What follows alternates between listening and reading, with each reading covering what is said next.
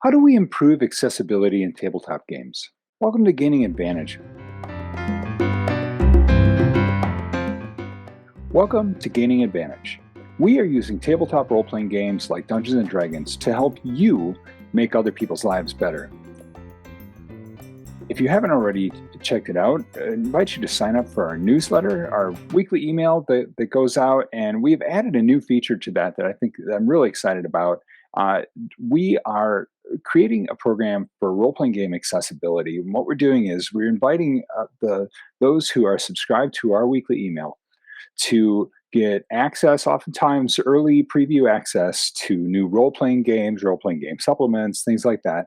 The publishers are sending to us for you to look at and then give them feedback on accessibility. And that can be whether it's you're blind and so you're using a screen reader, you're colorblind. We recently had a map, and the creator wanted to know, is this map colorblind accessible? If you have dyslexia and so you need certain fonts, formatting, things like that, that they'd really like to make their content more accessible to a broader audience. So regardless what your accessibility needs are, this is your opportunity to speak to the role-playing game community, to the creators, and say, this is what you can do to make your products more accessible. And so they get a chance to get their product in front of a bunch of people and to say, hey, we really care about accessibility. And hopefully that will encourage people to take a closer look at their products. And so that'll help them out, but it also helps you out by getting to see these new products that are coming out, or even some of it is going through revisions and things like that. And so you get free access to a bunch of stuff that way. And it just makes the entire community, the entire industry more accessible, and encourages more publishers to take accessibility into account. And so if you are interested in that, you just jump over to our website, wyrmworkspublishing.com, link in the show notes, and you can go find out, you can just go sign up there and find out more about it. And in addition, you get all kinds of extra freebies from us just for signing up, and news about upcoming products and things like that. With that said, let's get right into our interview. So often people with disabilities get treated as if they're incapable of all kinds of things, when the real problem is an environment or culture that removes access. But what happens when the world recognizes that disabled people exist? Today, we welcome RPG designer, advocate, and consultant Katriel Paige. Welcome, Katriel. Hi, nice to be here. All right, so what would you like us to know about you personally, specifically speaking to the TTRPG crowd? I do creative work on my own for community content as well as freelance work professionally as well. So I've worked with publishers like Onyx Path. I've worked with High Level Games Publishing. Edited for Chaosium, which is really fun. So you'll see me in multiple places. I also tend to be an advocate for TTRPG accessibility in that space. All right, so tell us about that work that you do as both as a designer and an advocate and consultant. I try and help with, there's a couple of aspects to it. I try to help with document accessibility, even though it can get complicated when you're dealing with conflicting access needs or even things like cost. Checking against screen readers, for example. Certain screen readers cost a lot of money for licenses, or things like tagging PDFs for document accessibility, considering how frequently used PDFs are, obviously, in the tabletop space. Tagging PDFs can only be done with like 2 software applications that I know of. So things like that can get tricky at balancing that all out. But I try and advocate for people to just kind of do what they can. Even things like alt text or checking their headings can do so much. Mm-hmm. Yeah, alt text also, very few PDF creators that can actually do that. It Yeah, there's seems very so few simple. PDFs that will actually do that. I think it's the same 2 that can do the tags. Yeah. Yeah, it's very irritating, It and they're is very expensive. irritating on my end as well. I've done a lot of research into that, trying to make our stuff as accessible as possible, and it's frustrating. I've talked to the companies and saying, "Hey, so when are you adding this functionality?" And they don't ever have an answer, so that's frustrating. Though that being said, I've actually taken some things from tabletop design, and they're useful in other places, for example, in tech, because tabletop, for better or worse, has a print paradigm. So it's used to people looking at the books, for better or for worse, and we can get into that. But because of that, there's more emphasis on distinguishing different kinds of headings and different kinds of information that is not always done in tech. So, on terms of matching the semantics and the sort of levels of information, there's certain kind of tricks that I'm taking from tabletop design as well, which is interesting to me because it's usually the other way around, right? Yeah. Of, please use your semantic markups, please use alt text. So it's kind of interesting when there are those situations where I can take things that tabletop design is kind of really good at. Huh. Well, that's fascinating. It's not. Yeah, you wouldn't normally think of it that way. You wouldn't, but because at least because of the print paradigm, you have to make sure that different levels of headings are distinguishable, but you're only really given such a narrow band of how the headings can be because of the print paradigm, or usually that it's print first and then it gets converted into PDFs and such. Hmm. So when you're having, say, applications or mobile apps or something where again you might not have a wider band to play with, you can't design for a large TV screen or something like that. You have that narrow visual band in terms of what the headings can be. That's something that tabletop design actually excels at, which is really weird for me because it's just like, wait, what? Like this one thing it does really well? Okay. um, and also just the fact that most publishers, at least, and I'm not sure, there's a wide variety among community creators, but there's much wider and enforced use of please use the style ribbon for semantics. So headings, visual headings actually are classed as headings. So there are certain things that tabletop design does really well with document accessibility, Oh which yeah, I yeah, yeah, yeah, which I wasn't expecting. So I was expecting it to be like, oh no, this is completely horrible. But there's some things it does really well. yeah. That caught me just looking at the from Wizards of the Coast, the fifth edition Dungeons and Dragons style guide. It's specific about which heading levels you should use for different things. It's not a lot of direction, but there is some. And I thought, wow, that's fascinating. And in fact, it presents a challenge. If because I have a tendency to go, uh, I start out with an outline, and I tend to get pretty deep into sub levels, and then all of a sudden I've got a monster stat block, and I go, okay, what do I do with this? Oh no, formatting stat blocks and sidebars is a thing that I think tabletop design hasn't really figured out yet, and everybody hates. Whether you're a community creator or a publisher doing layout, everybody does not like that part. I don't think. um, but again, there's some things that are unexpected, and I kind of like seeing those unexpected things of, oh wait, this is really good at this. And also the fact that in the community in tabletop, there has been a wider push in the last few years for accessibility, both from publishers and community creators. You think that just in general, COVID had anything to do with that? I think so, to be honest. um, there's been a push in game accessibility and there's been a push in tech accessibility before that. But I think, and this is unfortunate because I don't want to say that the pandemic was a good thing, but it exposed so much of the problem that people kept putting accessibility off.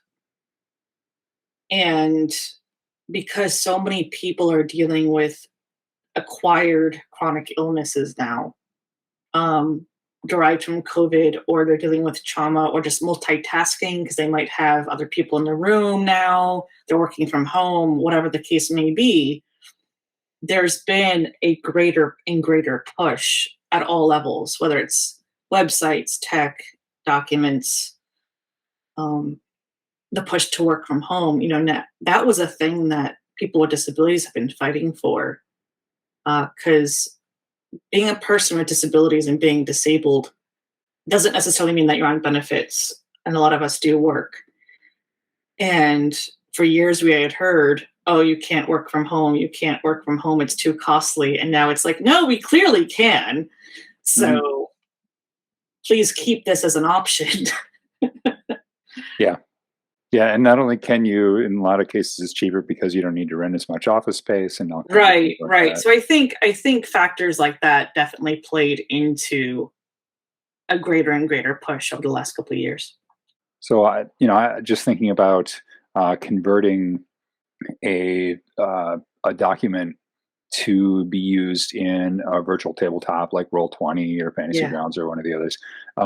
If it's properly formatted to begin with, It's so much uh, easier if it's properly formatted to begin mhm, with. It makes it so much easier.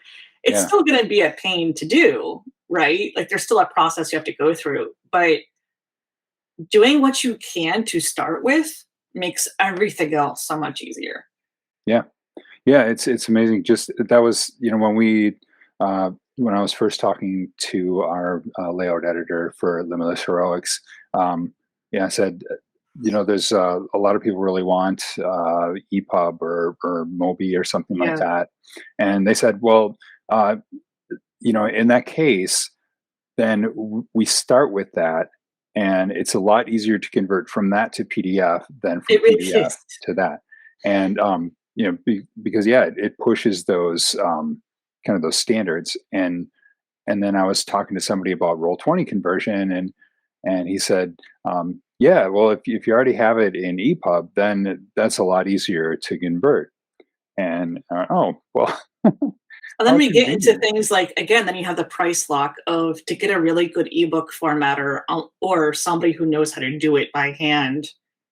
That can be a barrier for a lot of people, especially if you're already a disabled creator and you're already dealing with disability tax and your own Yep. conflicting access needs, right? Like, you might design it based on what works for you, but then realize, oh, wait, I completely forgot about color coding, right? Right. So, Yeah. and And yeah, yeah, and accessibility is different things to different people. I mean, we've been right, talking right. about. I'll give you an example. Some just over the past couple of days that we've been talking about is how do you format tables? That is the bane of my existence, to be honest. I mean, I'm making fun of it, but my day job is as an accessibility specialist. So tables comes up pretty often. And even when you have a website framework where you can have like semantically, this is a table cell in the structure, Mhm. it's still a pain. It's a pain in documents too. Yeah, But yeah. Just um, talking about shading and borders. That we've got even just one of. using headers properly and like making sure that the information is associated. And when you have the more complex a table is, the harder it is. Yep. Yeah, and for some people, alternating, like called zebra shading, Zebra um, shading. Yeah, that actually works is pretty well for me, but you have to be really careful with it. Hmm. right. And heard people say that doesn't help me at all. I need like 3 to 1 Yeah, kind fonts of are thing. also a big thing. Typefaces are a big thing, and there's really no good answer to that one. Um, there are fonts that people create to help with dyslexia and other issues, but the data is very sparse. Some fonts work better for other people. Some Yep. fonts depend on where you use them. For example, one font may be great for headings and not great for body text, right? Um, there are guidelines in terms of don't justify your text and leave running streams of white everywhere. But another thing might be, I example I really like serif fonts. They work really well for me. But the guideline for typefaces and accessibility generally is choose a typeface that distinguishes between commonly mistaken characters, Yep. L's and I's, for example, Yeah. O's and zeros. Yeah. Yeah, and I've talked just recently. I was talking to some people on Reddit that were looking for help on um, dyslexia friendly layouts and formatting and stuff. And I gave just some of those real basic kind of things. Here's kind of some of the things to know, but also recognize, because they were saying, well, I've used the Open Dyslexia font, but I'm really looking for something different. And I said, well, I've talked to people, and some people like it, and some people don't. Some people like sans, and a lot of people hate it. And um, and for some people, it's helpful, and for other people, that same font, they'll say, no, that font really messes me up. Yeah, I And actually have a lot of yeah. problems with those fonts. So it really depends. And conflicting access needs in that case is a thing, because one might work for one person and not work for the next. But there is a set of sort of guidelines and data that we can still use to kind of guide those decisions, or things like, no matter what font you use, check to see if there's enough contrast, check to see if the information is parsable in plain text and not just do images everywhere. Make sure there's captions. Like, there's other things that you can kind of use to mitigate that. Um, Yeah. yeah, Yeah. it's complicated very fast, but because people, if you're new to accessibility, people generally want, like, okay, what tool can I use to make this entire thing accessible? The answer is usually not. What one font can I just check a box for and install and be fine? And the answer is not really. Like, that's not really the approach that you're looking for. You really have to rethink that approach to begin with. Yeah. And Kickstarter pages are Ah. terrible. Well, that It's actually so brings up an frustrating. issue of when you're a creator and you want to convert things over for online play, like Roll20 or any virtual tabletop, really. Now you're dealing with multiple combined issues of, now the platform needs to be accessible, and you don't have control over that. And generally speaking, they're not, in certain ways. Keyboard Mhm. navigation is terrible for a lot of them, because you know, you can't really do that with that. You might be able to do it on the character sheets. So there's different aspects to accessibility that document accessibility tends to deal with certain things. Um, but when you're dealing with virtual tabletops, okay, those might not be accessible at all. So what do you lose, and what kind of can you do as a creator? Yeah, no, absolutely. I've been talking to a developer who does plugins for the Foundry virtual tabletop, and we've been talking about, would it be possible to create a plugin that provides more accessibility, especially since so much is mouse dependent, um, and to uh, be able to use a mouse in such a way that it works like a Geiger counter, where as you approach different things, you get audible feedback, so you can find where the tokens are and things like that. And so we're kind of bouncing ideas around right now, but um, you also have to have, I mean, Foundry has that plugin structure. Not all of them do, Yeah, not all of and them we're not do, positive we can and do it. yeah, I know that there's been, again, with that push in accessibility the last couple of years, it also kind of exposed the lack of accessibility for a lot of things. Mhm. And again, even in that case of one platform like Roll20, where you have the community created sheets as well, some sheets may be more accessible than others. The platform may not be accessible in certain places. It's an ongoing thing that I really want them to prioritize, but I'm not them, so there's only so much I can Right? do. Yep, absolutely. And generally, in terms of the web accessibility side, you want to avoid plugins and overlays. That's unfortunately becoming a major problem, because with the Americans with Disabilities Act official guidance saying, yes, electronic accessibility is part of the ADA, there's been stores and creator shops and a bunch of things that will use overlays and say like, oh, great, now I don't have to worry. These overlays promise a fix in a single line of code. I just have to add this and it's fine. When you read the fine print for them, they basically say that they can't stop you from getting sued. They can't stop you. They can't promise that you're going to be remotely, adhering to the guidelines. So it's a whole mess right now. Yeah, yeah. Oh, that kind of thing's definitely an issue. Yeah. So, how have you seen lives changed, or what changes have you seen because of your work?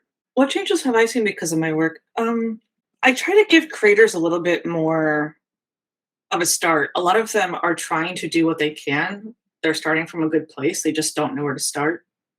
And especially if you're so used to things like using a mouse all the time, and so you don't know what it's like to do keyboard navigation on a site.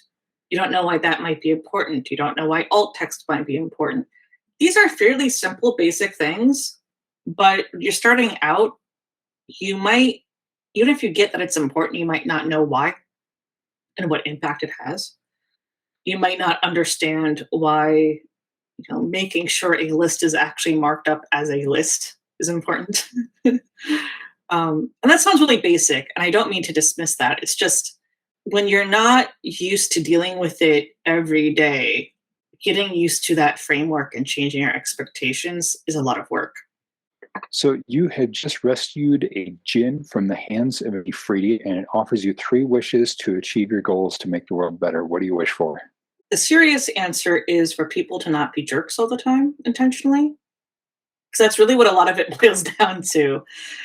Accidents happen, misunderstandings happen, but there's a lot of myths around disability. There's a lot of myths around inclusion. There's a lot of myths and assumptions that people have. And it gets to the point where you just fight each other over it. Just chill out. Unfortunately, we're not at that point. But if it was a genie, that's a little different, right? Right. I can wish for world peace if I want to. As far as the other wishes, I don't know, like favorite food. um, a really awesome electric scooter, like not like electric scooter, like little, like you just put your leg on it. I mean, like electric wheelchair scooter.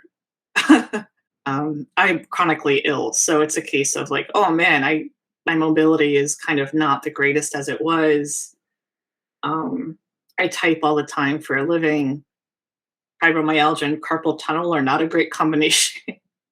Yep. So Yep. having something for mobility would definitely help me. But I want all virtual tabletops to be accessible overnight. Yes. Yeah. What one message would you like to give gamers who are members of marginalized communities? It's exhausting. I know it's not really an inspirational message, because if you're living with being marginalized every day, whether it's on one axis or multiple axes, different types, it's exhausting. Survival is resistance. And it sounds corny, but it is. Like just living another day with all of the stuff that we have to go through in our lives is really exhausting. And it's okay to take a break and say, hey, I don't have to overcome everything all at once all the time. I can take a moment for myself. I can try and rest and do what I can. What one message would you like to give gamers who are not members of marginalized communities? Listen to us. And I know that's a very simple advice, but a lot of people don't, or they'll say, oh, I know better than you, or you're just being hysterical, or it's not really like that. I haven't seen it. Well, of course you may not have seen it. You're not the, you're not the subject of the marginalization, right? So just listen and call it out when you see it. If you're, in a group of people and they're all being, somebody makes a comment, you can just say, hey, that's not cool. Call it out. Absolutely. And I find I try to call things out when I see them. And sometimes especially when it comes to ableism, because it's so common in our culture. Um, It's I, common, you know, yeah. I just, I feel exhausted. And then I think, how much more exhausted is someone, for whom it's, it's their life. It's every day, right? Yeah. Yeah. For me, it's more just, I'll see something on TV and go, oh, come on, or things like that. And, um, but it's not, it's sort of thing I can turn off TV and, Right, you can turn it get on with it. off. You Yeah, don't have to, yeah, but for a lot of us, we can't. no, absolutely. All right. So are the projects you're working on now that you can talk about? That I can talk about. There's a couple of community content projects I'm really excited for. There's one that's already out that I co-designed. It's a current dungeon craft with this current season for Adventures League. It's called Two to Tengu. It's based off of, or rather inspired by Japanese folklore and the actual place of Mount Kurama, which is a religious complex in Holy Mountain. But we took some folklore about Tengu and played around with interpreting that from the lens of the domains of delight. That is the current focus of the Dungeon Craft season. Yeah. I, I, I had a book on mythology when I was a kid, and it talked about Tengus, and I've always kind of found them interesting. And so hearing you say that, I think, wow, that sounds fascinating. Mythology is one of my special interests, so folklore and mythology. So it's really fun to work on projects like that, where I can just kind of riff on them. And we do have a further reading section and inspiration section because, yeah, we're riffing on these and adding our sort of take through the lens of the Feywild and the Archfey. But these are traditions in Japan. This is Japanese folklore. So basically saying, hey, here are references, here's resources if you want to know more about the actual place or the different things about the existing lore. We're trying to give that as well, That's great. because somebody can be disabled and still be horribly insensitive in other ways. So we're trying to do what we can. It's kind of a balancing act, to not want to talk over people, but also if we're going to be more listened to or putting that out there, we want to point to these resources and things that are available to people. No, I love that. All right. Anything else?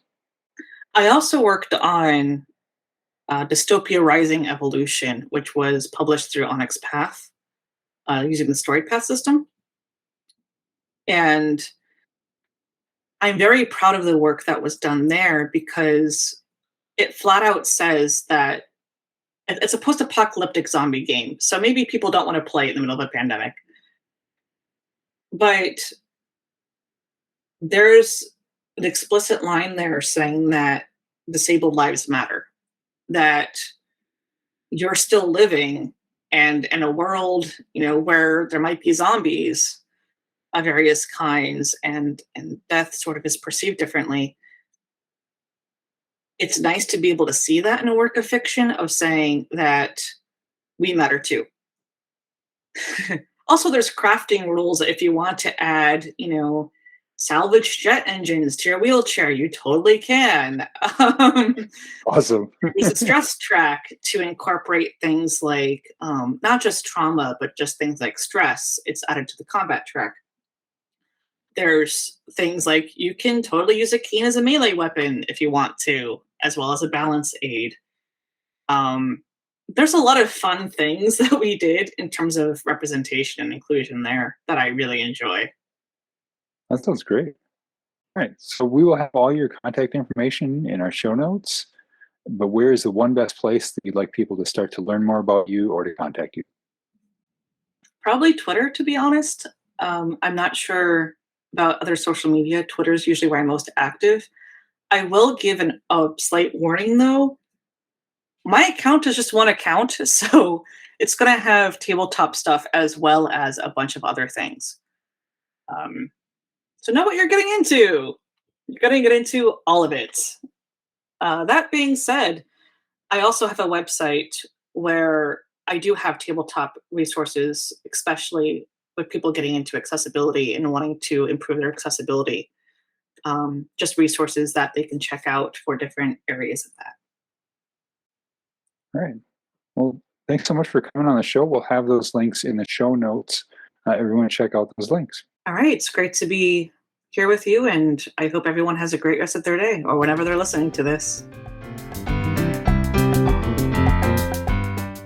So a few reminders before we close. First of all, when we have people available, we also include a segment on the show called Playing the Other, where people with disabilities, neurodiversity, and mental illness come and talk about their experiences and how it relates to gaming. There's also a chance for creators, if you're a creator, to talk about some of the cool stuff that you've made. And if you'd like to be a guest on that segment, just jump over to wyrmworkspublishing.com/contact and send us a note. Shout out to all of our patrons on Patreon. We really appreciate your monthly support. And if you would like to help us do all of the things that we do, all you got to do is go over to our website, wyrmworkspublishing.com. You'll see a link there to jump into our Patreon. Recently, we added Cindy. And Cindy, thank you so much. And those who are part of our Patreon, we've got some really great, exciting stuff coming this summer once we finish up with Limitless Heroics. And part of that is already a lot of previews, artwork, all kinds of things like that are in our Discord server. And when you become a patron at any level, you get access to our company Discord server. And so if you see this show or any of the things that we offer being helpful, please hit that like button if that's applicable to how you're consuming this. If you'd like to see more, subscribe to this in your favorite location. If you know people that need to hear this, please pass it on to them.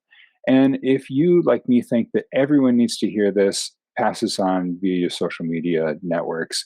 And so please don't forget those podcast ratings. That really helps people find our content.